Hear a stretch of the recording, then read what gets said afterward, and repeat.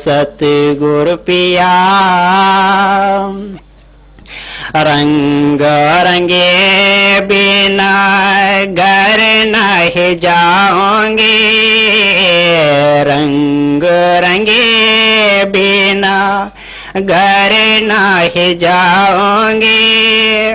बीत जाए चाहे सारी उमरिया,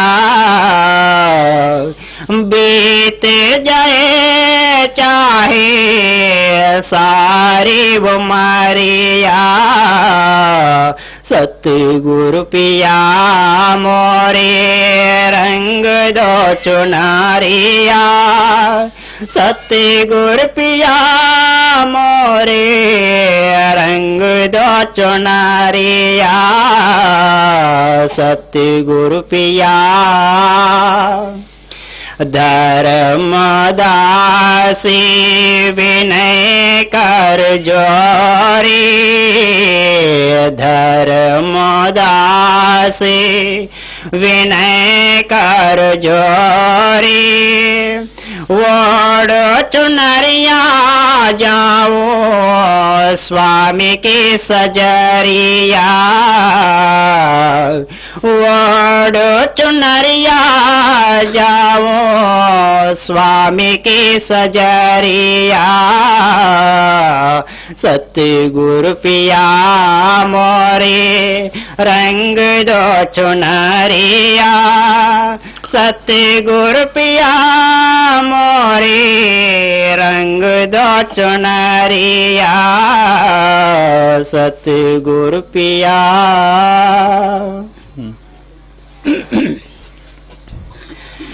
बानी संत पलटू साहेब जी के पहला बाग कुंडलिया। संत स्नेह नाम है, नाम स्नेह संत, संत स्नेह नाम है, नाम स्नेह संत। ये परम संत सदगुरु पलटू साहेब जी की वाणी है। अब सब संतों ने नाम की बड़ी महिमा गाई है। एक जगह स्वामी जी महाराज ने नाम के विषय में लिखा है, 52 अक्षर लोकत्रय सब कुछ इन्हीं माही, ये अक्षर ढह जाएंगे ओ अक्षर इनमें नाही। कहते हैं 52 अक्षर से 4 वेद, 6 शास्त्र, 18 पुराण, ये सब तैयार हुए। ये अक्षर के अंदर आता है, माने अक्षर कहते हैं दिखाई देता है, लिखने पढ़ने बोलने में आता है, इसीलिए नाश होता है।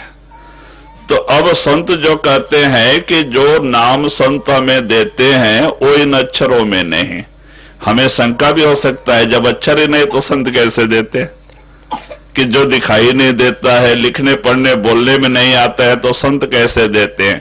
कहते हैं 5 नाम सुमरन के लिए बताया जाता है, ये भी वर्णात्मक नाम है, ये भी नाश होता है। जो दिसे सो नासे परे आज के काल, जो दिखाई देता है वो नाश होता है। कहते हैं नाम वो चीज है जो बोलने लिखने पढ़ने और दिखने में नहीं आती है। तो वो कैसे नाम देते हैं? संत जब दूसरी दफा शब्द में बिठाते हैं तो उस समय हमारी आत्मा को सबसे से जोड़ते हैं। हमारे यहाँ 10 दरवाजे में शब्द धुनकार दे रहा, वहीं आत्मा भी है शब्द भी है, लेकिन दोनों में मिलाप नहीं है।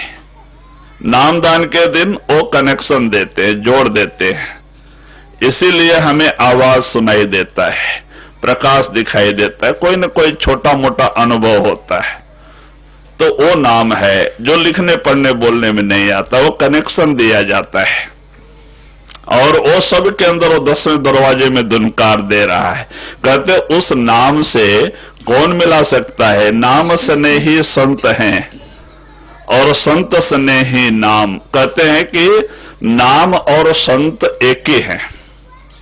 कहते हैं शब्द अपने गुरु, संत अपने गुरु के कृपा से भजन सुमरन करके अपनी आत्मा को अंदर ले जाके शब्द से जुड़े होते हैं।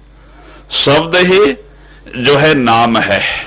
संत का भी सच्चा रूप शब्द ही होता है, नाम का भी सच्चा रूप शब्द ही होता है। तो कहते हैं वो शब्द से जुड़े होते हैं, तो इसीलिए उन दोनों की एक ही बात है। तो कहते हैं वो शब्द रूप होते हैं, वही उस शब्द से जोड़ते हैं, और वो शब्द सतलोक सचखंड से आके हमारे 10वें दरवाजे में टिका है, वो जहां से आया वहां सीधा लेके जाता है। तो कहते हैं भाई उसके वाफिक कौन है? वो संत है। संत उस नाम से वाफिक हैं, वो उसी शब्द के रूप होते हैं, उसी शब्द से हमारा कनेक्शन देते हैं। तो वही कहते हैं कि नाम जो है वो लिखने पढ़ने बोलने में नहीं आता है, और वो तवज्जो है, कनेक्शन दिया जाता है, लिया नहीं जाता, दिया जाता है। तो कहते हैं भाई इस तरह से नाम बड़ी ऊंची चीज है। तो कहते हैं नाम स्नेही संत है, संत स्नेही नाम। तो वही आप इशारा देते हैं जी, नाम स्नेही संत नाम को वही मिलावे, वे वाकी पकड़ मिलन की राह बतावे। तो वही पलटो साहब जी कहते हैं, क्योंकि पलटो साहब ने भी 17 साल प्राणायाम साधन किए थे, योगी थे। और पलटो साहब गोविंद साहब दोनों दोस्त थे। गोविंद साहब ब्राह्मण थे, पलटो साहब बनिया थे, दोनों मिलकर के प्राणायाम साधन करते थे।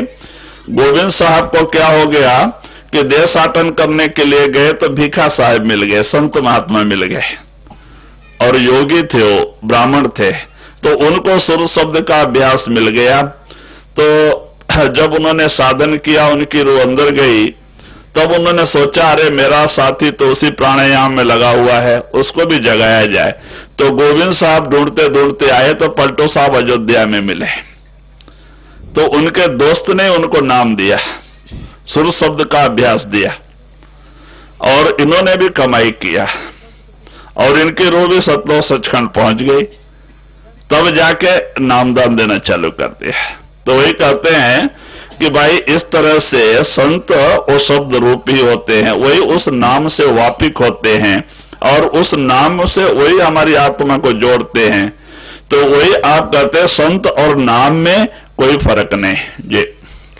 जप तप तीरथ व्रत करे बहु तेरा कोई, बिना वसीला संत नाम से भेंट न होई। फिर आप कहते हैं इस नाम को छोड़ करके चाहे कितने कहने का मतलब बरस जप तप कर लो, प्राणायाम साधन कर लो, तीर्थ व्रत कर लो, फायदा कम है। कहते हैं कि तकलीफ ज्यादा है, फायदा कम है। देखो अमरदेव जी 22 साल तीर्थ यात्रा किया, जाकर के 1-2 साल नहीं 22 साल जाकर के हरिद्वार स्नान करके आते थे। उनके सारे कुटुंब का वो एक नियम था, और उसी को मुक्ति का साधन समझे हुए थे।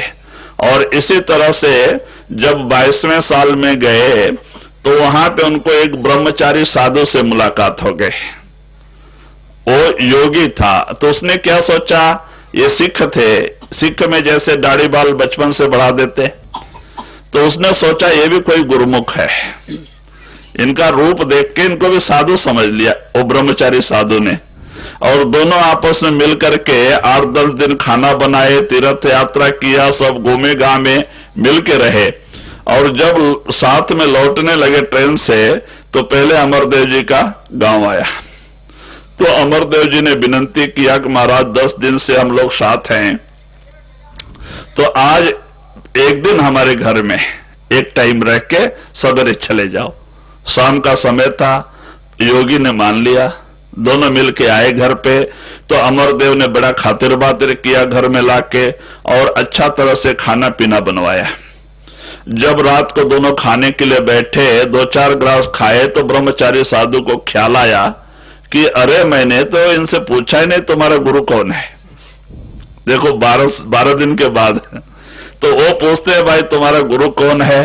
ये बोलते भाई गुरु बिरु तो मैंने कोई बनाया नहीं, मैं बरस में 2 दफा हरिद्वार स्नान करने के लिए जाता हूं, उसी को मुक्ति का साधन समझाऊं।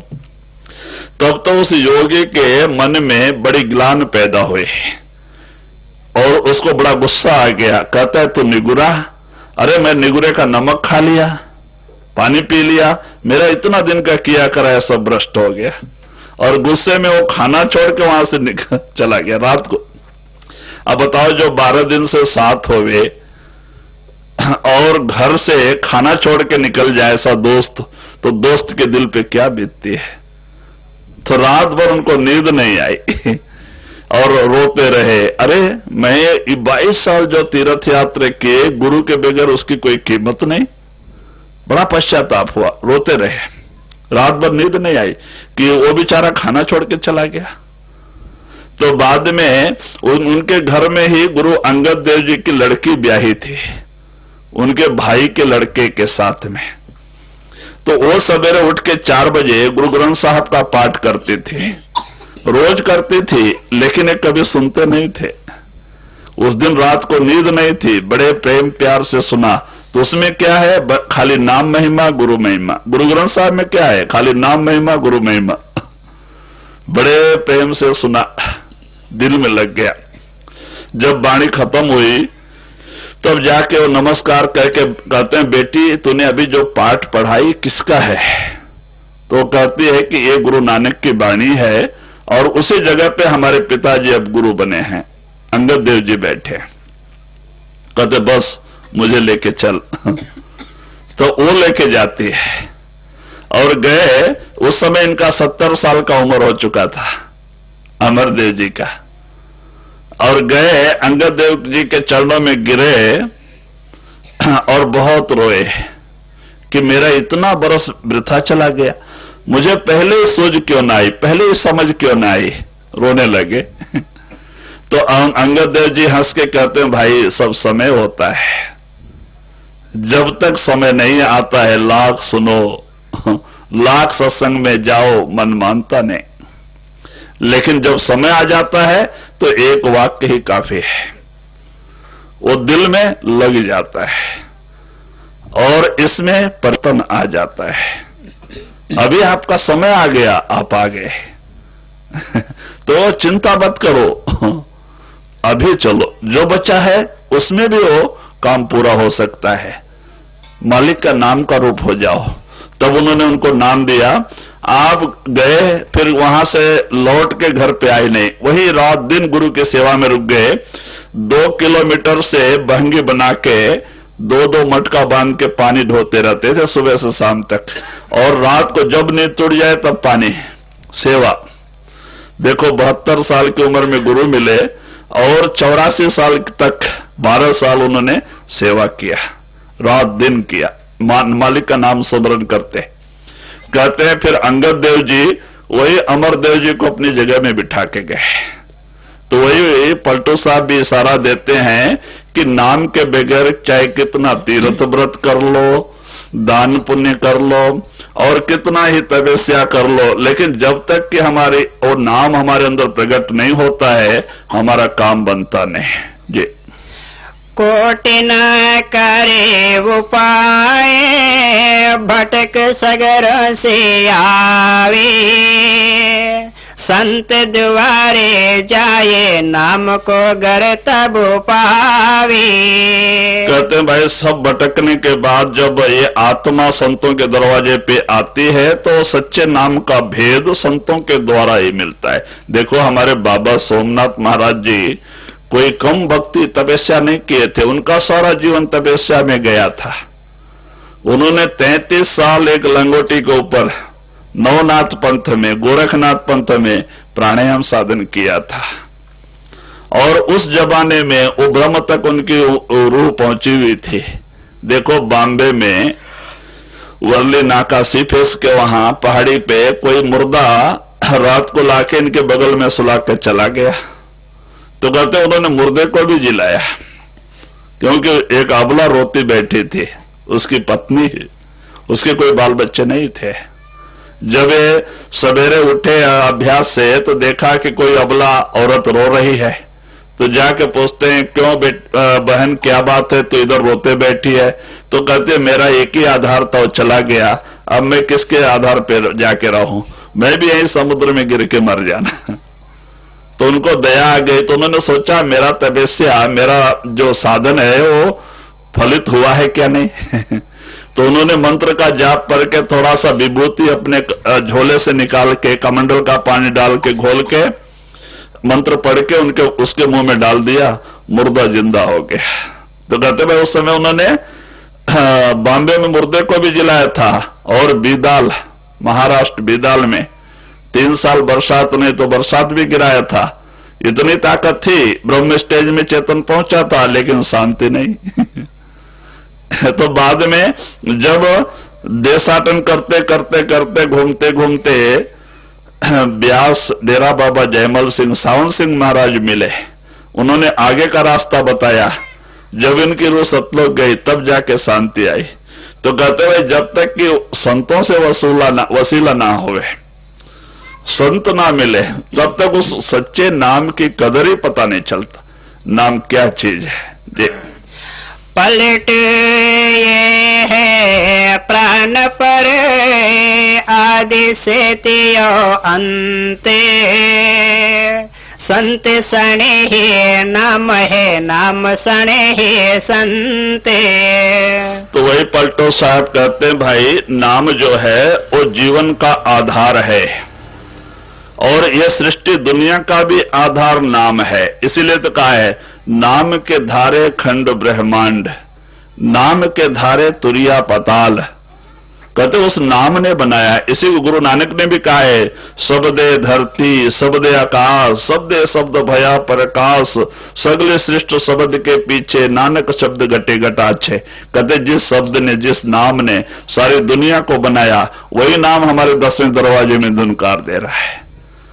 कहते वही नाम है जिसने सारे दुनिया को बनाया है, जिसके आधार पे दुनिया खड़ी है, जो दुनिया को चला रहा है, वही हमारे सतलोक सचखंड से आके 10वें दरवाजे में टिका है। संत उसी नाम से हमें जोड़ देते हैं। तो वही आप इशारा देते हैं कि नाम बड़ी ऊंची चीज है, जो जीवन का आधार है, दुनिया का आधार है। वो कोई छोटी मोटी चीज नहीं, वो कोई लिखने पढ़ने बोलने में नहीं आती है, वो शब्द है जिसने सारी दुनिया बनाया है। तो कहते हैं कि भाई वो हमारे 10वें दरवाजे में है।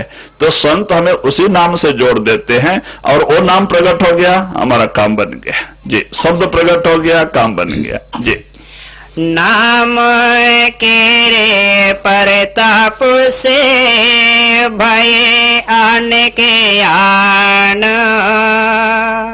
नाम के रे परताप से भय आन के आना। तो वही पलटो साहब जी कहते हैं कि भाई उस नाम ने तो मेरी काया पलट कर दिया। कहते हैं मैं तो एक बनिया कुल में पैदा हुआ था, बनिया कुल में पैदा हुआ था, सुबह से शाम तक हमारे जात का कुछ धर्म ही अलग था। लेकिन जब मैं सदगुरु के शरण में गया, उन्होंने नाम से मेरी आत्मा को जोड़ दिया, वो नाम मेरे अंदर प्रकट हुआ तो मेरी काया ही पलट कर दिया। कहते हैं कि नाम केरे प्रताप से भय आन के आन, मैं नाम के प्रभाव से कुछ का कुछ बन गया।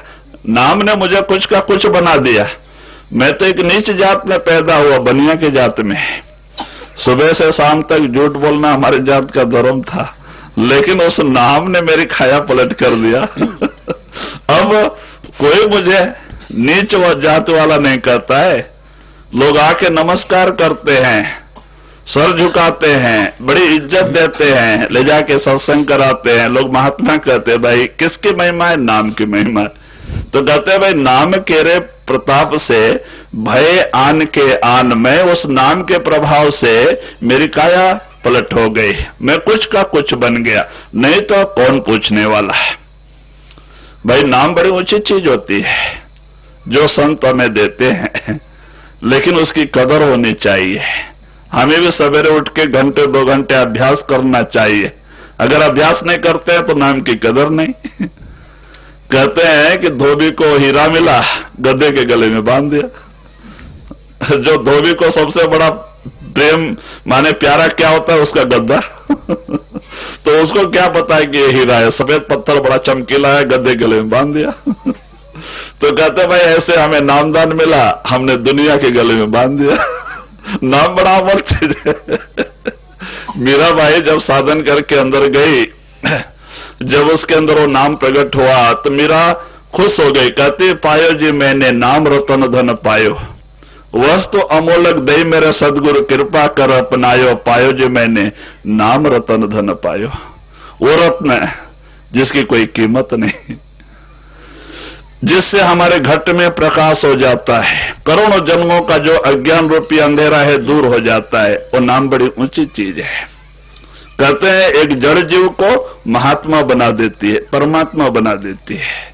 तो वही पलटू साहब कहते हैं मैं तो नीच कुल में पैदा हुआ था, मुझे देख के दुनिया वाले लोग घृणा करते थे, लेकिन नाम केरे प्रताप से भय आन के आन, मैंने जब उस नाम का सुमरन किया तो नाम ने मेरी काया पलट कर दिया, मैं कुछ का कुछ बन गया।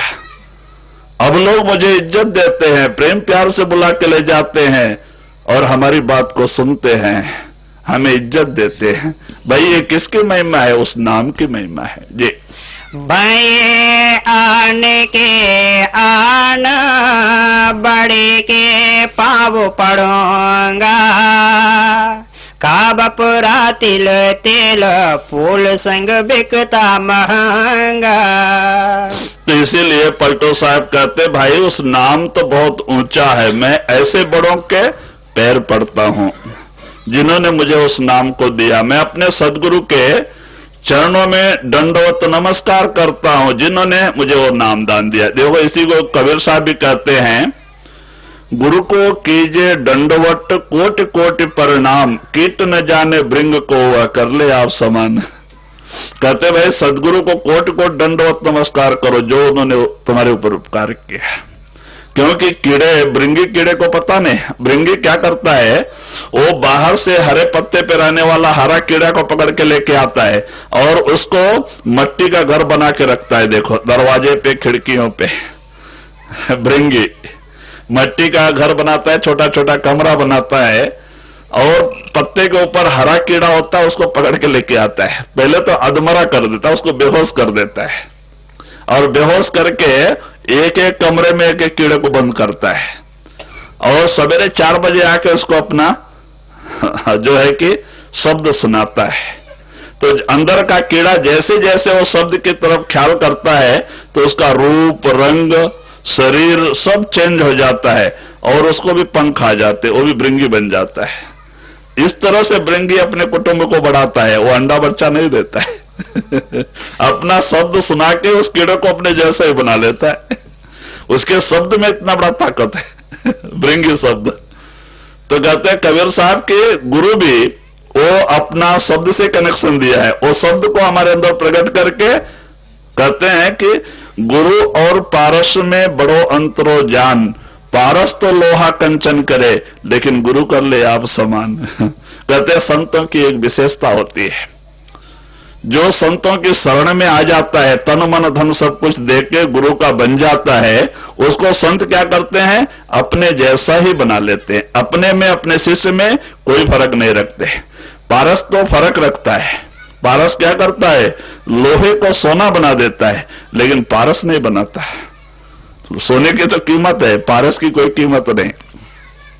पारस पत्थर होता है, कहां पे है, बैकुंठ स्वर्ग में है, या तो नहीं है, लेकिन महात्मा उदाहरण देते वो इतना बड़ा ही पत्थर होता है, अगर एक पत्थर हो तो कितना करोड़ों मन सोना बना सकते हो। अगर लारी को भी स्पर्श कर दो तो लारी भी सोने का हो जाता है चाहे कितना मन भी बना, पत्थर तो इतना ही है, उसकी कोई कीमत नहीं। सोने की तो कीमत होती है, चलो 10-20 लाख, लेकिन पारस की कोई कीमत नहीं। तो पारस क्या करता है, लोहे को सोना बना देता है, लेकिन पारस नहीं बनाता। लेकिन संतों की यही विशेषता है कि अपने शरण में आए हुए जीव को अपने जैसा ही बना लेते हैं। तो वही आप पलटू साहब जी कहते हैं कि मैं अपने सदगुरु के चरणों में नमस्कार करता हूं जिन्होंने मुझे नाम से जोड़ करके मेरे अंदर इस तरह का परिवर्तन लाया। कहते हैं जैसे तिल तेल फूल संग बिकता महंगा। तिल का तेल, कहते हैं तिल का तेल बहुत होएगा तो 60-70-80 रुपए किलो होगा, लेकिन अत्तर बनाने वाले लोग क्या करते हैं, उसी तिल के तेल में तिल को उसी फूल में भिगा के रखते हैं 2-3 दिन तक, जिसका उनको अत्तर बनाना होता है। तिल के तेल को नहीं, तिल को ही भिगा के रखते हैं उसी फूल में। 2-3 दिन 4 दिन तक कपड़ा भिगा के तिल उस फूल में बांध के रखते हैं। तो जो वो तिल है ना, वो फूल के बांस को खींचते जाता है और वो सूख जाता है। तो उसको छाया में सुखाते हैं। धूप में सुखाए तो सुगंध उड़ जाएगा, छाया में सुखाते 2-3 दिन तक। जब अच्छी तरह सूख जाता है तो छोटे छोटे मशीन से उस तेल को निकालते हैं। तो देखो ये फूल का बांस जो है उस तिल जो है कि तेल में आ जाता है। तो जो 80 रुपए किलो मिलता था तो हजारों रुपए तोला जाता है। भाई कैसे तिल को इज्जत मिली फूल के समागम में जाके। तो पलटू साहब कहते हैं मैं भी ऐसे नीच जात में पैदा हुआ था, लेकिन सदगुरु की शरण में जाने से उन्होंने कृपा किया, नाम से जोड़ दिया, और जब वो नाम मेरे अंदर प्रकट हुआ तो मेरी काया पलट हो गई। तो कहते हैं कि जैसे तिल की काया पलट हो गई, वो सेंट अत्तर बन गया, वैसे मेरी काया पलट हो गई। जी। संत है बड़े दयाल, आप सम्मुख कीना, जैसे भृंगी कीट शिक्षा कुछ ऐसे देना।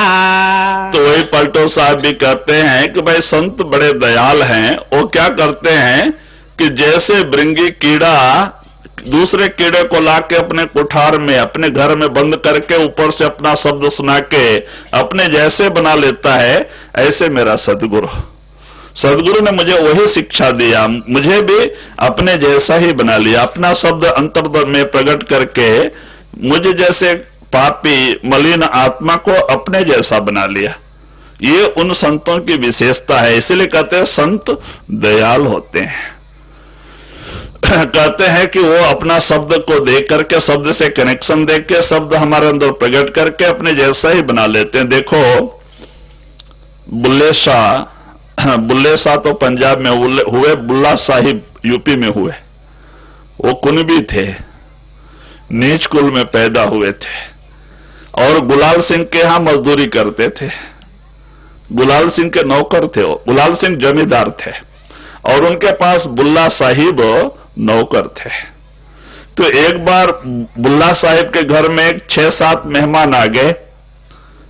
तो औरत ने कहा कि मैं तो खाना बना दूंगी, लेकिन खाना परोसने के लिए आपको आना पड़ेगा। 11 बजे आप छुट्टी लेके आ जाओ, क्योंकि हमारे यूपी में पर्दा प्रथा है।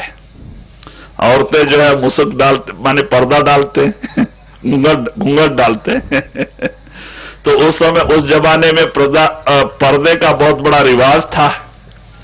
वो नए मेहमानों के सामने नहीं निकलती हैं घर की औरतें। तो उन्होंने अपने पति से प्रार्थना किया कि आप 11 बजे तक छुट्टी लेके आ जाओ, मैं खाना बना के रख देता हूं। तो वो गया और जाकर के अपने गुलाल सिंह के सामने विनती की है कि आज हमारे घर मेहमान आए हुए हैं, आप हमें 1 दिन की छुट्टी दे दो। तो यहां बरसात हुई थी, फसल डालने के लिए लेट हो रहा था, और जमींदार बोले तो राजा जैसे, पहले उनका अधिकार चलता था। उन्होंने बोला छुट्टी बुट्टी कुछ नहीं मिलेगी, फसल डालने के लिए लेट हो गया है, हल बैल लेके जल्दी जाओ, हल जोतना है। अब कुछ नहीं कर सकते। बैल हल लिया, जाके हल जोतने लग गए। अब जोते जोते जोते जब 11 बज गया, इनको अंदर सूचना मालूम हुआ कि अब 11 बज गया, औरत याद कर रही। तो ये क्या किया, बैल हल जो है बीच में छोड़ दिए और ये घूमने के लिए डांड होता है, उस पे आके भजन बैठ गए और भजन में बैठ के घर पे चले गए। और घर पे जाके खाना परोस रहे थे। सब खाना परोसा, इतने में गुलाल सिंह आ गए। उनको डाउट था कि ये गया क्या उधर, हल बैल छोड़ के कहीं घर पे तो नहीं चला गया। वो देखने के लिए घोड़े पे बैठ के आए, घोड़ा बांध दिया एक पेड़ से, देखा तो ये डांड के ऊपर भजन बैठे हैं। तो उन्होंने क्या सोचा, देखो मैंने उसको छुट्टी नहीं दिया और ये बैठे बैठे नींद कर रहा है। अब दुनियादार को क्या पता भजन क्या चीज होती है।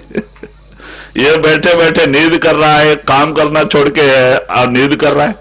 तो उनको बड़ा गुस्सा आ गया, घोड़ा बांध दिया और पीछे से आके उनको एक लात जोर से मार दिए, अधिकार, और वो मुंह के बल गिरे। तो वहां पे वो दही परोस रहे थे, खाना परोसना हो गया था, दही परोस रहे थे। तो जैसे ही दही वहां गिरने के बजाय में उन्होंने यहां पे सामने सब गिरा दिया। तो बाद में वो बर्तन और दही सब यहां पे गिरा दिया। तो इनको, गुलाल सिंह को बड़ा ताज्जुब हुआ कि ये तो खाली हाथ बैठा था, नींद कर रहा था, और ये दही का बर्तन और ये दही कहां से आ गया, सब गिर गया नीचे। इन्होंने मारा तो गिर पड़ा। तो वो पूछते, अरे क्या बात है, तेरा हाथ तो खाली था, तू तो नींद कर रहा था, और ये दही कहां से आ गया? तो कहते, नहीं महाराज, मैं घर में गया था, सारा खाना परोसना हो गया और मैं मेहमानों खातिर में लगा था, जब दही परोस रहा था उसी समय आपने आके मुझे मार दिया और वो दही गिर गई। तो उनको बड़ा शंका हुआ कि ये सच कहता या झूठ, देखना चाहिए। तो उन्होंने तुरंत घोड़ा खोला, घोड़े बैठ गए और एड़ लगाई, पहुंच गए वहां। माने 2 किलोमीटर दूर घर था। जब वहां जाके उस औरत से पूछते हैं, क्यों बहन, बुलाकी राम आया था, उसका नाम बुलाकी राम था पहले का, बुलाकी राम आया था। कहते, हाँ अभी अभी खाना परोसने के लिए आया था, वो दही का बर्तन ही लेके गायब हो गया। तब तो उनको बड़ा झटका लगा, अरे ये जिसको हम नौकर समझे हैं तो कोई महात्मा है। बड़ा झटका लगा और वहां से आए और अपना घोड़ा छोड़ दिया और जाके बुल्ला साहिब के, बुलाकी राम के चरणों में गिर गए। कहते, महाराज माफ कर दो, मैंने गलती किया, मैं तो तुम्हें अपना नौकर समझ के मारा, लेकिन तुम महात्मा हो, मेरी गलती माफ कर दो। तब तो बाद में जब सोच लिए कि अब इनके अंदर सच्ची दीनता नम्रता आ गई है, तो वो बिठा के कुछ सत्संग सुनाए और सत्संग सुना के उसी पेड़ के नीचे इनको उपदेश दे दिए। तब से गुलाल सिंह के अंदर ऐसा परिवर्तन आ गया, कहते उन्होंने अपना सारा जो जमीन, सैकड़ों एकड़ के मालिक थे, सब बच्चों में बांट दिया और 10 एकड़ अपने काम के लिए लिया, 10 एकड़ जमीन, और वो अपने गुरुदेव को लिख दिया आश्रम के लिए, और चारों तरफ कंपाउंड बना के 10 एकड़ का आश्रम बनवाया और उसी में आप बुलाकी राम, बुल्ला साहिब की सेवा में रुक गए। आपने यह अहंकार नहीं किया कि हम क्षत्रिय हैं, राजपूत हैं, रात दिन बुल्ला साहिब की सेवा में लग गए। वो अहंकार ही खत्म हो गया उनका, रात दिन सेवा में लग गए और गुरु की मौज हुई, उनकी रूह चढ़ाई कर गई। भाई अहंकार ही एक ऐसी चीज है जो रुकावट है। और उनकी रूह चढ़ाई कर गई और बाद में देखो गुलाल सिंह संत महात्मा बन गए। अभी कल जो भजन उन्होंने गाया था, कहें गुलाल, वो गुलाल सिंह का ही था। संत चरण मोहे दीजिए, प्रभु को तन मन सब दीजिए, कल गाया था ना, वो गुलाल सिंह की भजन है। कैसा दीनता नम्रता। तो बाद में आप एक अच्छे संत महात्मा हो गए। कहते हैं बुल्ला साहिब के शिष्य गुलाल सिंह, गुलाल साहिब के शिष्य भीखा साहिब, और भीखा साहिब के शिष्य पलटू साहिब। तो ये परंपरा ऐसी आई। गुलाल सिंह के शिष्य भीखा साहिब थे, वो ब्राह्मण थे, ये भीखा साहिब, और भीखा साहिब के शिष्य गोविंद सिंह, गोविंद सिंह के शिष्य पलटू साहिब। इस तरह से परंपरा आ गई है।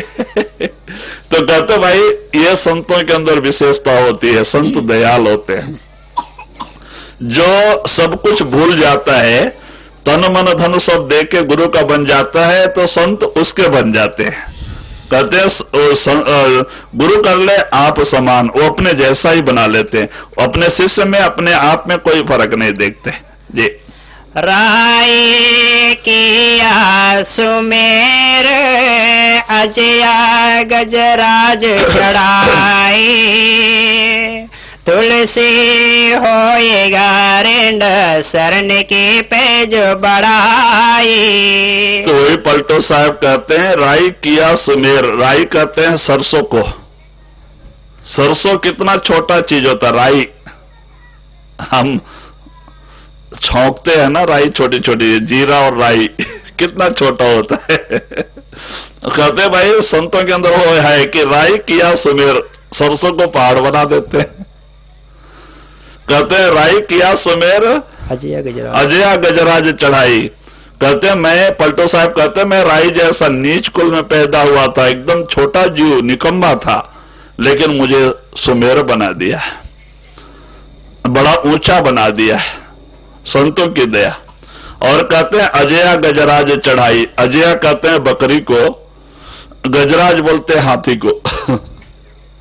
पुराणों में कथा आती है कि एक बकरी बीमार हो गई, और बीमार होके वो इतना कमजोर हो गई कि उसको चलना फिरना भी मुश्किल हो गया। तो उसके मालिक ने सोचा क्यों दरवाजे पे मरना है, जाने दो, कोई जानवर खा जाने दो, बोल के छोड़ दिया। तो वो गिरती पड़ती वो चली गई जंगल में, और जंगल से चलते गई तो एक पहाड़ी के पास पहुंच गई। उस गुफा में शेर रहता था, और उस गुफा के पास जब पहुंची तो उसको, शेर को अंदर बैठा था, उसको बकरी का बास, जानवर का बास आया। वो बाहर निकला, कौन आ गया? तो देखता है तो बकरी, और एकदम खाली उसके ऊपर अस्थिपंजर, हड्डी था, कुछ नहीं था, बीमार बकरी। तो जैसे शेर बाहर निकला कि बकरी सिंह के पैरों में जाके गिर गई, शरण चली गई पैरों में गिर गई। तो उसको, शेर को दया आ गई कि देखो ये मेरे शरण आई है, और उस शरण में आए हुए जीव की रक्षा करना राजा का धर्म है। शेर राजा होता है जंगल का, उसको दया आ गई। तो उसने अभय दान दे दिया बकरी को, प्राण दान दे दिया। तो प्राण दान तो शेर ने दिया, राजा ने दिया, लेकिन जानवरों को क्या पता, वो तो सबका खाना है बकरी, जो जानवर मार सकता है। तो उसने क्या किया, शाम को अपना दूध बेच के, दूसरे जानवर बेच के सारे जानवरों को बुलवाया, हाथी के झुंड को भी बुलाया, और सबको बुला करके उसने हिदायत दिया कि देखो इस बकरी को मैंने अभय दान दिया है, ये मेरी शरण आई है, मैंने अभय दान दिया है, इसको अगर कोई कुछ नुकसान किया, किसी ने मारा, उसके सारे कुटुंब का नाश कर दिया जाएगा। कोई भी इसका कुछ करना नहीं, कहीं भी ये चरे, कहीं भी घूमे, कोई कुछ करना नहीं। और हाथियों को, झुंड को बुला के कहता है कि पानी पीने के लिए तुम जाते समय सरोवर को, तुम में से एक हाथी बैठना, इसको भी अपने पीठ पे लेके जाके पानी पिला के लाके यहां छोड़ जाना, क्योंकि 2 किलोमीटर तो बेचारी चल के जा नहीं सकती पानी पीने के लिए। तो हाथियों को, झुंड को ड्यूटी देता है पानी पिलाने का। तो रोजाना एक हाथी आके, हाथी के झुंड में एक हाथी बैठता था, और ये बकरी उसके ऊपर चढ़ जाती थी, और हाथी उठ के बकरी को लेके जाता था। देखो बकरी को हाथी के ऊपर बैठ के घूमने का संजोग मिल गया भाई, किस प्रताप से, बड़ों के शरण में जाने। तो कहते अब रोज हाथी के ऊपर बैठ के वो बकरी पानी पीने के लिए जाती थी, तो कोला पत्ता खाते जाते थे ऊपर। झाड़ का पत्ता खाते खाते जाते थे, और पानी पिला के हाथी ला के फिर वहां छोड़ के जाते थे। कुछ दिन में बकरी तंदुरुस्त हो गई। तो कहते हैं कि भाई बकरी को हाथी के ऊपर बैठने का कोई मकसद ही नहीं हो सकता, इतना तो कोई हो ही नहीं सकता। वो तो बड़ों के शरण में जाने का प्रताप है कि बकरी को भी हाथी के ऊपर बैठ के घूमने का मौका मिला, राजा बन गए वो जंगल का। भाई कैसे बड़ों के शरण में जाने से। तो पलटू साहब कहते हैं अजया गजराज चढ़ाई, बकरी को हाथी पे चढ़ा दिया, किसने? बड़ों के शरण में गए का प्रताप। तो पलटू साहब कहते हैं मैं भी ऐसे नीच था, मैं एक गरीब आत्मा था, संतों की दया हो गई, मुझे हाथी पे बिठा दिया। लोग इज्जत करते हैं, महात्मा समझते हैं, नमस्कार करते हैं, लेकिन मैं उस लायक नहीं। ये तो सदगुरु की कृपा हुई, और ये नाम की महिमा से मेरे अंदर वो बढ़ाई आई, नहीं मेरे अंदर कोई ताकत नहीं। तो कहते इस तरह से, कहते बड़ों के शरण में जाने का प्रताप ही कि बकरी हाथी के ऊपर चढ़ के घूमने लग गई। तो कहते हैं ऐसे ही जीव जो संतों के शरण में जाता है वो संतों का ही बन जाता है, उसे भी ऐसी ही बढ़ाई मिलती है। तो इसीलिए कहते हैं शरण की पैज बढ़ाई। एक किसकी बढ़ाई है? शरण में जाने का प्रताप है। शरण बड़ी ऊंची चीज होती है, जो शरण में गया उसको मरण ही नहीं।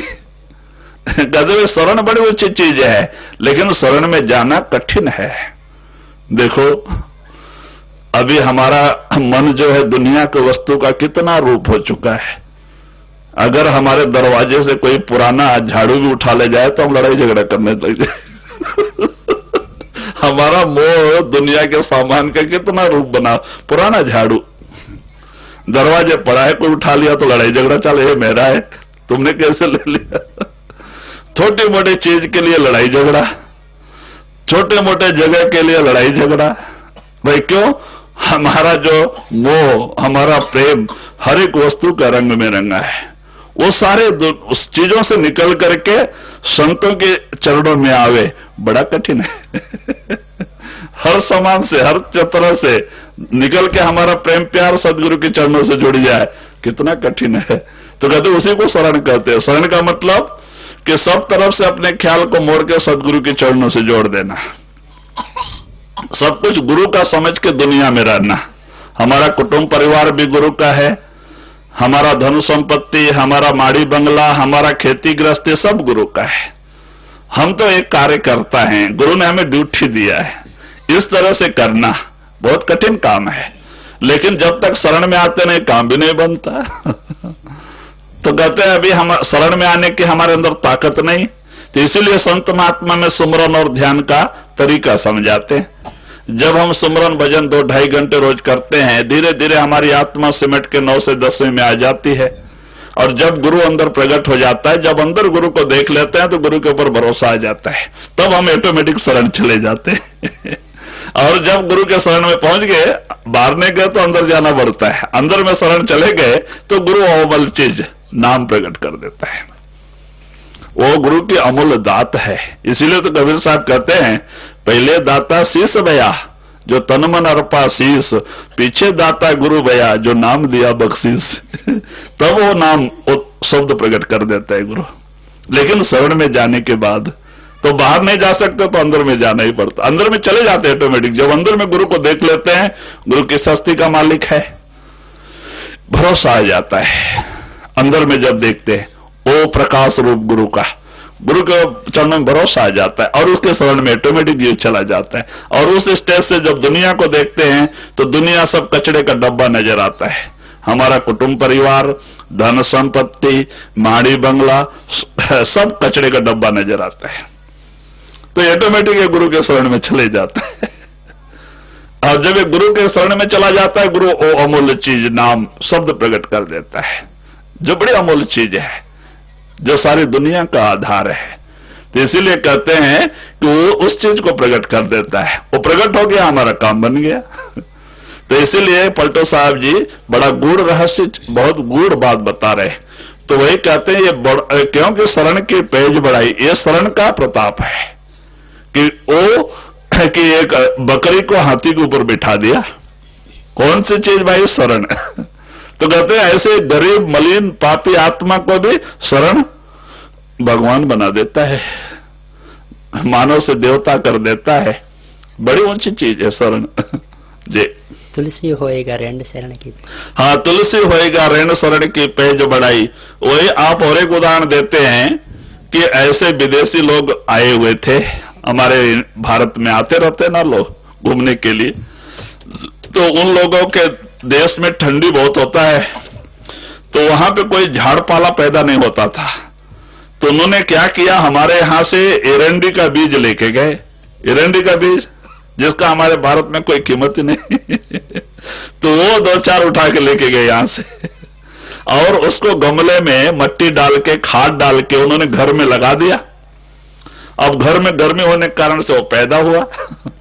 जब पैदा हुआ तो बड़ा आश्चर्य हो गया, जैसे हमारे यहाँ तुलसी की पूजा होने लगी, वहां रेण की पूजा होने लग गई। जहां कोई पेड़ नहीं तो वहां रेण ही तुलसी बन गया। भाई किस लिए? ऐसे के हाथ में पड़ जाने से, नहीं तो हमारे हाथ में रह। तो कहते वो भी शरण की पेज बढ़ाई। वैसे के शरण में वो रेण जाने से उसकी वहां पूजा होने लग गई। तो कहते भाई शरण की पेज बढ़ाई, बड़ों के पास जाने से इस जीव इसकी इज्जत मिल गई। जी।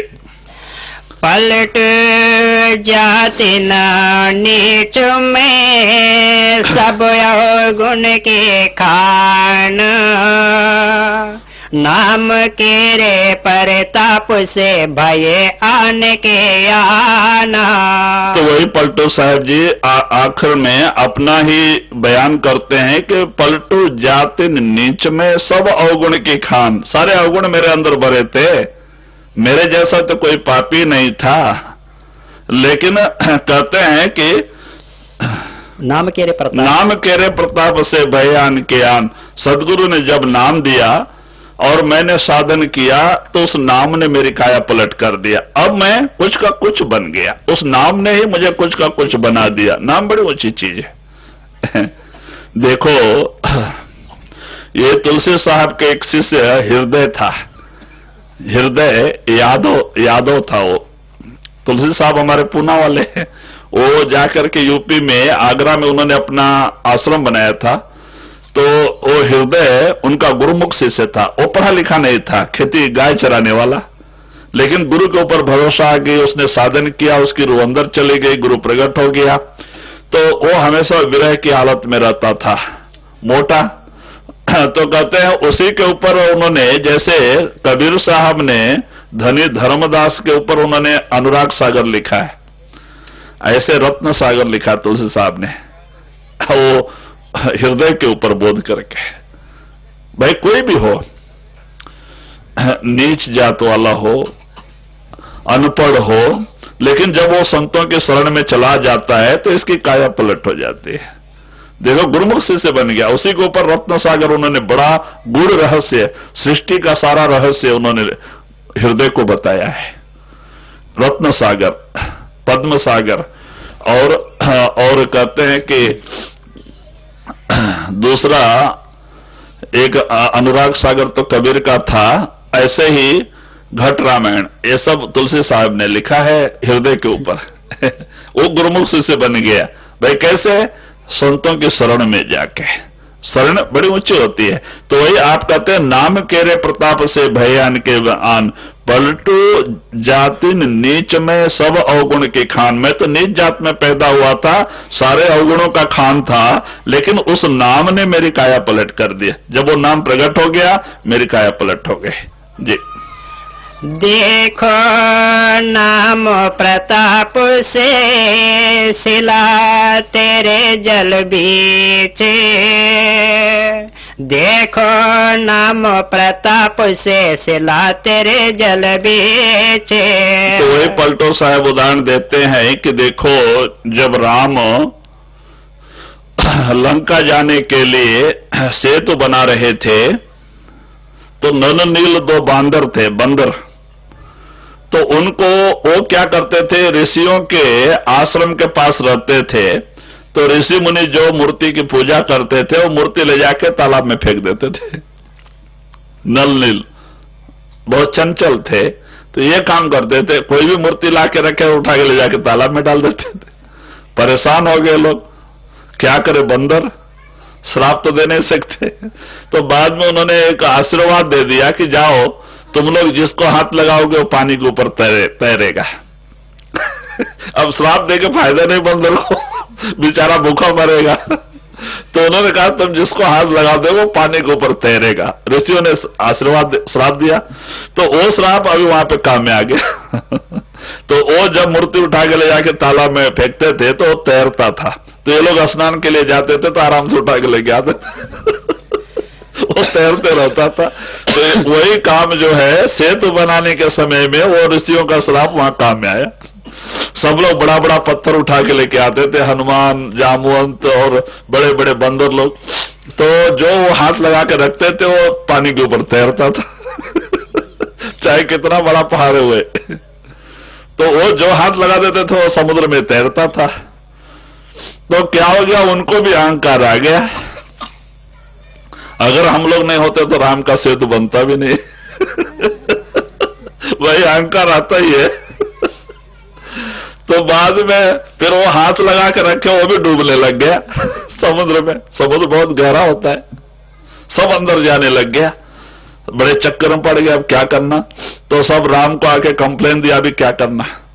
तो राम ने कहा भाई राम नाम लिख के रखो, तैरेगा। तो जब उसमें राम नाम लिख के रखने लग गए तो वो तैरने लग गया। तो कहते भाई इस तरह से सब पे राम राम लिख के और सब पत्थर पे नाम लिख के रखने लगे तो तैरने लग गया। तो वही कहते हैं कि देखो नाम के प्रताप से सिला तरे जल बीच। पलटू साहब कहते हैं कि देखो उस नाम के महिमा से पत्थर भी पानी में तैरा। मैंने नाम इतनी ऊंची चीज जी। सिला तेरे जल बीच सेत में कटक उतारी, नाम के प्रताप बानर न लंक जारी। तो कहते हैं भाई उस नाम के प्रभाव से ही सारी राम की सेना उस पार हो गई। वो पुल टूटा नहीं, सारे इतना वजन उसके ऊपर से गया लेकिन वो पुल टूटा नहीं, वो नाम का ही प्रभाव था। और नाम के प्रभाव से अकेला हनुमान जाकर के लंका दहन करके आए, जला के आ गए। एक नाम का ही प्रभाव था, क्योंकि हनुमान नाम का रूप था। हनुमान भी नाम के रूप थे, नाम उनके अंदर प्रकट था।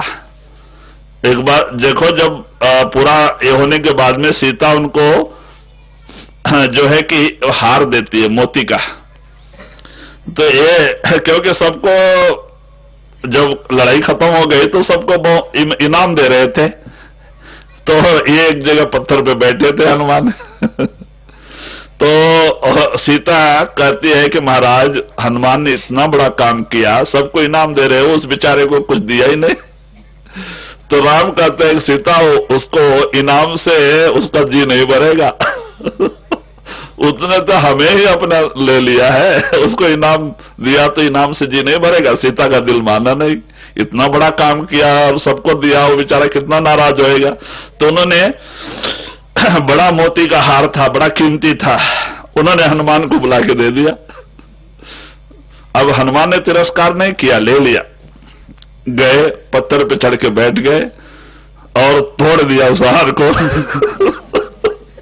दांत से काट काट के देख रहे हैं कि इसमें सीताराम है क्या।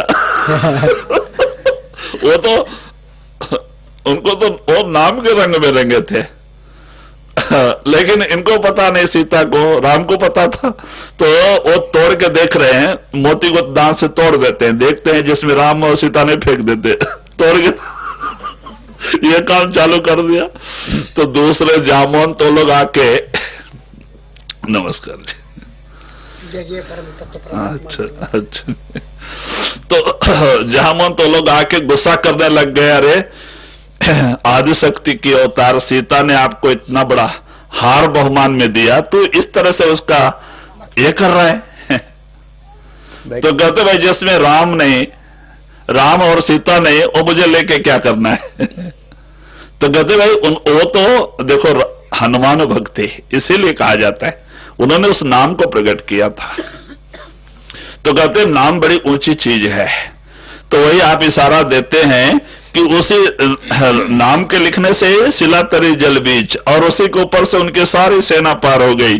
और वो नाम अंदर में रहने के कारण हनुमान ने इतना बड़ा लंका जला के आए। नाम की महिमा है जी। नाम के प्रताप से जहर मेरा ने खाए, नाम के प्रताप से बालक प्रहलाद बचाए। तो वही पलटो साहब जी कहते हैं देखो और भी लोगों की रक्षा हुई है। कहते हैं नाम के प्रताप से मीरा ने जहर का प्याला पी लिया। जब मीरा का परीक्षा होने लग गया तो राणा ने क्या किया, जहर का प्याला दिया और क्या कहा, ये गुरु चरणामृत है। जब दासी ले जाके देती है और कहती है कि राणा ने तुम्हें गुरु चरणामृत भेजा है, और गुरु से मीरा के अंदर गुरु प्रकट था, नाम प्रकट था। जैसे गुरु चरणामृत कहते मीरा ने आगे पीछा नहीं देखा, उसको पी लिया और जहर अमृत बन गया।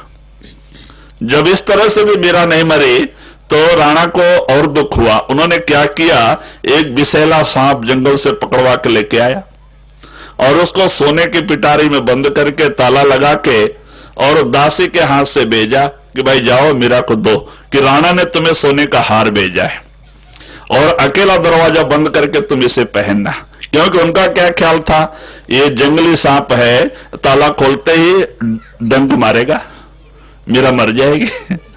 तो जब ऐसे ही कहा कि राणा ने तुम्हें सोने का हार भेजा है, तुम अकेले ही इसको पिटारी को खोलना, तो मीरा गई, अंदर से घड़ी लगा लिया, दरवाजा बंद करके चाबी से जैसे ही पिटारी को खोला, सांप खड़ा हो गया।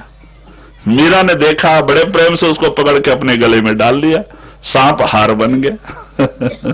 भाई जिसके अंदर नाम प्रकट है तो उसको कहते जाको राखे साइया मार सके ना कोई। कहते भाई जिसके अंदर वो नाम प्रकट है उसका जहर क्या कर सकता है, काल क्या कर सकता है, कुछ नहीं। नाम बड़ी ऊंची चीज है।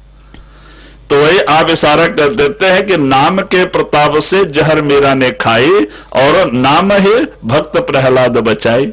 नाम हिरण्यकश्यप क्या कहता है, मैं ही भगवान हूं, मेरे अलावा कोई भगवान नहीं, तुम मेरा सुमरन करो, नारायण का सुमरन छोड़ दो। लेकिन प्रहलाद मानता नहीं, उसका मन ही नाम के रंग में रंगा है।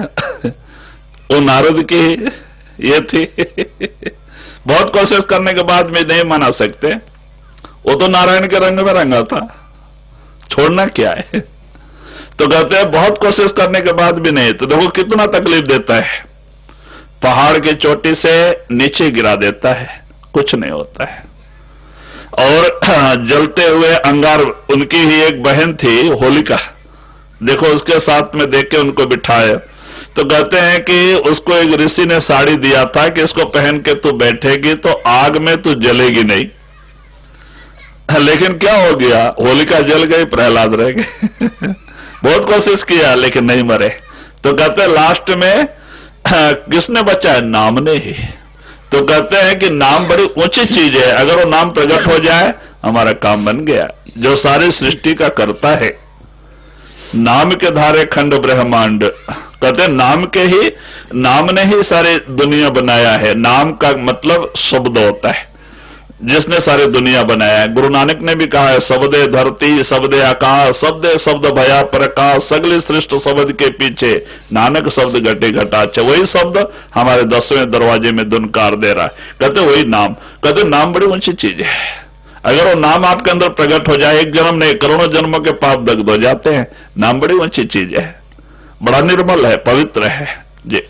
पलट हरि जस ना सुने ताको कहिए नीचे, देखो नाम प्रताप से सिला तेरे जल बीचे। तो वही पलटो साहब कहते हैं कि भाई जो ऐसा सुंदर मानव शरीर पाके, कहते भाई ये नर नारायणी शरीर है, परमात्मा दया करके जब ये आत्मा 84 लाख शरीर भटक लेती है, दुख भोग लेती है, दुखी हो जाती है, तो परमपिता परमात्मा को दया आकर के एक चांस देता है, नर नारायणी शरीर, मानव शरीर, जाने दो, उद्धार हो जाने दो। क्यों देता है? अपनी आत्मा के उद्धार के लिए, परमात्मा के भक्ति के लिए। अगर ऐसा सुंदर समय पाके हमने भक्ति नहीं किया, अपना काम नहीं किया, फिर अंत समय पश्चाताप। कहते जिस काम के लिए, जिस सामान के लिए इतना अमूल्य समय हम बर्बाद कर रहे हैं, कहते हैं धन दौलत, इज्जत मान बढ़ाई, दुनिया दुनिया का सामान, कहते ये सब अंत समय में हमारा साथ छोड़ देता है। कबीर साहब ने कहा है ना, राम गयो रावण गयो जाको बो परिवार, कहें कबीर थिर न रहे सपने जिम संसार। कहते राम रावण जैसे बड़े बड़े राजा महाराजा भी इस दुनिया से आके चले गए, आज कोई भी इस दुनिया में कायम नहीं रहा। देखो महात्माओं ने कहा है, कहते हैं 1 लाख पोत 1.25 लाख नाती, तारावण घर दिया न बाते। कहते भाई रावण को 1 लाख लड़के थे, 1.25 लाख नातू थे, इतना बड़ा कुटुंब था, सोने की लंका थी। लेकिन आज वही सिलोन है, इतना बड़ा कुटुंब वाला में कोई एक दीवा जलाने वाला है? कोई नहीं। क्योंकि इस दुनिया का नाम ही मृतलोक है, मरने का देश है। जो पैदा हुआ उसे मरना है, जो बना उसे बिगड़ना है। ये दुनिया का नाम ही मृतलोक है। हम इस दुनिया में आकर के मृतलोक में सुख की आशा रखते हैं। महात्मा कहते भाई ना आज तक किसी को सुख शांति इस दुनिया के सामान में मिला है, ना कभी मिलेगा। कहते सच्चा सुख शांति उस मालिक के नाम में है। इसलिए गुरु नानक ने कहा है, नानक दुखिया सब संसार सोई सुखिया जो नाम आधार। कहते जिसने दुनिया के आधार को छोड़ के अपने प्रेम प्यार को इस मालिक के नाम से जोड़ लिया वो सुखी है। जिसने अपने प्रेम प्यार को दुनिया से जोड़ा वो दुखी है। वो चाहे राजा हो भिखारी, सब दुखी है। हम सोचते होंगे कि राजा महाराजा सुखी होंगे, उनके खजाने भरे पड़े होते हैं, हाथी घोड़े होते हैं, बड़े नौकर होते हैं, वो बड़े सुखी होंगे। भाई कहते हैं पाप पुण्य के मिश्रण से ही मानव शरीर मिलता है।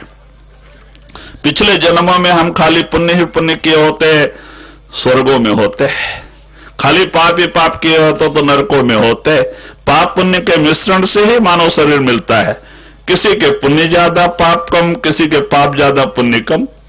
कहते किसी के पुण्य ज्यादा पाप कम है तो उसको मानव शरीर में सुख ज्यादा दुख कम होते हैं, और किसी के पाप ज्यादा और पुण्य कम है उसको दुख ज्यादा सुख कम है। ये अपने अपनी कमाई का करने का फल है। क्योंकि कालकर्ता ने क्या किया, इस दुनिया में कर्म प्रधान रखा है। तुलसीदास ने रामायण में भी कहा है, कर्म प्रधान जगत कर राखा और जो जस करे तो तत्फल चाखा। कहते हैं दुनिया में कर्म प्रधान रखा है उस काल ने। हम जो भी कुछ कर्म कर रहे हैं उसका परिणाम को भोगने के लिए हमें आगे ऐसे ही शरीर में आना पड़ता है। जीव लाचार है, कर्म प्रधान है। तो कहते भाई जिसने पिछले जन्मों में पुण्य ज्यादा पाप कम किया है उसको सुख ज्यादा दुख कम होता है, और जिसने पाप ज्यादा पुण्य कम किया है उसको दुख ज्यादा सुख कम होता है। देखो एक वो आत्मा है जिसने पुण्य ज्यादा पाप कम किया है, प्रकृति यानी माया देखती है इसको कहां भेजा जाए जहां इसके कर्मों का ये परिणाम भोग सके। तो वो माया क्या करती है, प्रकृति यानी माया उसको क्या करती है, कहीं बड़े खानदान घर में पैदा कर देती है, क्योंकि पुण्य ज्यादा पाप कम है।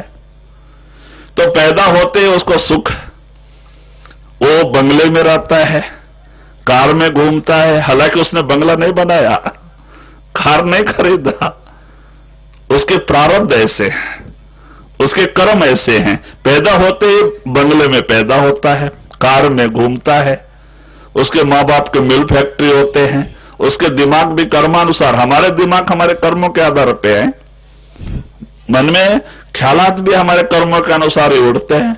तो कहते हैं उसके माँ बाप के मिल फैक्ट्री होते हैं, वो पढ़ लिख के अच्छा बुद्धिमंत होता है, बुद्धिमान होता है। देखो एयर कंडीशन एसी ऑफिस में जाके बैठता है, खाली टेलीफोन के ऊपर बात करता है, लाखों रुपए रोज घर में आके गिरते हैं। वो मेहनत भी नहीं करता है, भाई प्रारब्ध। और एक वो आत्मा है जिसने अपना पिछला बिगाड़ लिया है, पाप ज्यादा और पुण्य कम किया, तो उसको प्रकृति माया देखती है इसको कहां भेजा जाए जहां इसके कर्मों का भुगतान हो सके। तो उसको कहीं नीच कुल खानदान में, गरीब घर में पैदा कर दिया जाता है। पैदा होते ही बेचारे को खाने पीने की दिक्कत रहती है, दूध भी पिला नहीं सकते माँ बाप, कैसे कैसे पालते हैं। फिर जब ऐसे पल के बड़ा होता है तो कहते हैं ऐसे को ऐसे लोग मिल जाते हैं, शादी कर देते हैं। और शादी होने के बाद में देखो जो समझदार लोग हैं, अच्छे कर्म वाले लोग, एक दो बच्चा हो गया ऑपरेशन करके आराम से रहते हैं, इनका कोई लिमिट नहीं, 7-8 बच्चे और नौकरी ना धंधा, कहते ना जमीन ना जायदाद, कर्मानुसार बुद्धि। 7-8 बच्चा, और ये देखो सुबह से शाम तक जाके रोड और रेलवे लाइन पे इतना मेहनत करता है, खून पसीना एक कर देता है, धूप में भी बैठने के लिए समय नहीं दिया जाता है, खून पसीना एक करता है, लेकिन इसको मिलता है 100 रुपए आज के जमाने में। तो वो 100 रुपए लेके घर पे नहीं जाता है, क्योंकि कर्मानुसार बुद्धि, बुद्धि भी कर्म के ऊपर ही होती है। तो वो क्या करता है भाई, मेहनत करने से शरीर दर्द होता है, तो क्या करता है भाई, चलो शराब की दुकान में और जाके आधा शराब वाले को दे दिया और आधा लेके घर पे आता है। तो ये बाल बच्चों को खाने कपड़े को पूरा नहीं होता है, तो घर में क्या महाभारत। अब ये जब से पैदा हुआ इसके मरने दम तक इसका जीवन चरित्र ये महाभारत। तो कहते भाई अब ये लाख कोशिश करे ये आगे बढ़ सकता है, क्योंकि इसका प्रारब्ध इसको पीछे खींचता है। भाई कर्म प्रधान जगत कर राखा, जो जस करे तो तस फल चाखा। महात्मा कहते भाई कर्म ही, तो इसीलिए महात्मा कहते भाई पिछला तो हमने बिगाड़ा है, अब मत बिगाड़ो, बनाओ। उस नाम रूपी धन इकट्ठा करो।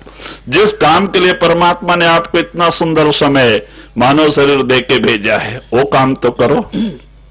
अपनी आत्मा का उद्धार कहते भाई परमात्मा की भक्ति करोगे तो तुम्हारे कर्म करते जाएंगे, मन निर्मल पवित्र होते जाएंगे। एक दिन आपका मन स्थिर हो जाएगा, आपकी रूह चढ़ाई करने लगेगी, 9 दरवाजे छोड़ के 10वें में आ जाएगी, आपकी तीसरी आंख खुल जाएगी, सच्चाई आप अपने अंदर देख सकते हो। महात्मा कहते भाई हर मंदिर यह शरीर है, ज्ञान रतन प्रगट होए, परमात्मा का जीता जागता मंदिर मानव शरीर है, जिसे उस परमात्मा ने 9 महीने में संवार के बनाया है, जिसमें अपनी सारी बात साथ रख के आप अंदर बैठा है। अपने पास आने का रास्ता भी इसी के अंदर रखा है। वही हमें कामिल मुर्शिद पुरा गुरु बताते हैं।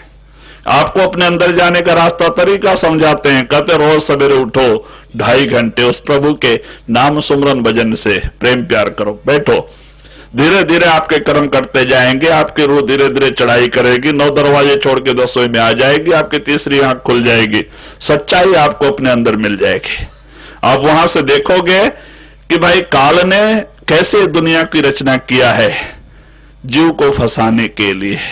कहते हैं क्या क्या कहते क्या क्या सामान बनाए हैं, क्यों बनाया है, हमारे कुटुंब का क्या लेन देन का हिसाब है, ये पिछले किस शरीर से आए हुए हैं, हम पिछले किस शरीर से आए हुए हैं, सब कुछ दिखाई देने लग जाता है। आप 10वें दरवाजे में आ जाओ, सारा रहस्य खुल जाता है। किताब के पन्ने जैसा, जैसे अक्षर दिखाई देता है आपके कर्म दिखाई देने लग जाते हैं, आपको सारा शंका निवारण हो जाएगी। तो इसीलिए महात्मा कहते भाई सच्चा सुख शांति नाम में है, दुनिया के सामान में नहीं। आज लाख मिले 10 लाख की आशा बढ़ जाती है, 10 लाख मिले करोड़ की आशा बढ़ जाती है, करोड़ भी मिले दुनिया का वाली बनने का भाई मन शांत नहीं होता है। जितना भी मिला उतना ही मन बढ़ते जाता है, आशा और तृष्णा की आग भड़कते जाती है, शांति नहीं। कहते हैं भाई भिखमंगा ना पाके दुखी है, राजा महाराजा सब कुछ रह के भी दुखी होते हैं। हम यह ना सोचे कि भाई दुनिया के सामान होने से सुख शांति मिल जाती, नहीं भाई, सुख शांति उस मालिक के नाम में है, भक्ति में है। मैंने कल भी कहा था तुकाराम जी, तुकाराम गरीबी हालत में थे, खाने की बड़ी तंगी थी, क्योंकि हमेशा पांडुरंगा के सुमरन में रहते थे। तो जब शिवाजी महाराज ने उनके घर में सारा साज सामान पहुंचा दिया, उन्होंने स्वीकार नहीं किया, ये साधु संतों की चीज नहीं है। कहते हैं भाई जो रेशमी साड़ी, सोने का हार, सामान सब पीछे कर दिया, खाली चावल दाल गुड़ खाने का सामान रख लिया। तो कहते भाई उनको शांति। कहते हैं उन्होंने शिवाजी महाराज से यही कहा था कि महाराज क्या तुम धन देके हमारी गरीबी दूर करना चाहते हो, तुम हमें गरीब समझते हो? अरे भाई जब आवे नाम धन सब धन धूल समान, जब कहते नाम अंदर प्रकट हो जाता है, नाम से बड़ा कोई धन नहीं, तब उसकी आशा तृष्णा खत्म हो जाती है, सच्चा सुख और शांति मिल जाता है। तो महात्माओं के अंदर नाम रूपी धन होता है, जो धन कभी नाश नहीं होता है, जिससे आशा तृष्णा ही खत्म हो जाती। बाहर के धन से आशा तृष्णा खत्म नहीं होती है। आज आप 10 लाख दे दो, कल और कोई देगा, हम नहीं करेंगे क्योंकि शांति नहीं। तुम 1 किलो सोना दे दो, कोई दूसरा भी देगा तो हम नहीं करेंगे क्योंकि शांति नहीं, जितना मिले उतना आशा बढ़ती जाती है। तो कहते भाई अगर वो नाम प्रकट हो जाए, आपके अंदर वो नाम प्रकट हो जाए, तो आपका मन जाके उस नाम से जुड़ जाता है, शब्द से जुड़ जाता है। शब्द को छोड़ के मन बाहर आता ही नहीं। तो जहां मन नहीं वहां आशा तृष्णा नहीं, तब जाके सच्चा सुख और शांति मिलती है। तो महात्मा कहते हैं सच्चा सुख शांति उस नाम में है, आपके अंदर है। आप रोजाना 2.5-2 घंटे की बैठक बनाओ, अपने अंदर आ जाओ, आपको सच्चा सुख शांति मिल जाएगी। वो सुख शांति ना धन दौलत में है, ना मान बढ़ाई में है, ना राज्य में है। जी पलट हरि जस ना सुने ताको कहिए नीचे, देखो नाम पर ताप से सिला तेरे जल बीचे। तो वही पलटो साहब आप लास्ट में कहते हैं कि भाई जो भी हरि जस सुनने के लिए तैयार नहीं, कहते हैं पापी जो है भक्त न भाव ही, जो पापी मलिन आत्माएं होते हैं उनको भक्ति अच्छा नहीं लगता है, तो वो तो ऐसे स्थान से दूर होते हैं और भी लोगों को जाने भी नहीं देते तो वही आप इशारा देते हैं कि इस तरह से पलटू हरजस ना सुने ताको कहिए नीच। हाँ, ताको कहिए नीच, कहते वो मलिन आत्माएं होती हैं, उनके कर्म बहुत जबरदस्त होते हैं, वो कर्म ही हमें भक्ति के पास और ऐसे अच्छाई की तरफ जाने नहीं देते हैं। जो पाप कर्म ही करवाता है, वो पुण्य की तरफ जाने नहीं देता है। हमारा कर्म ही हमारे बीच में आड़ा खड़ा हो जाता है भाई कर्म बड़ा जबरदस्त होता है कर्म का चक्कर जी। पलट हरि जस न सुने ताको कहिए नीचे, देखो नाम पर ताप से सिला तेरे जल बीचे। राधा स्व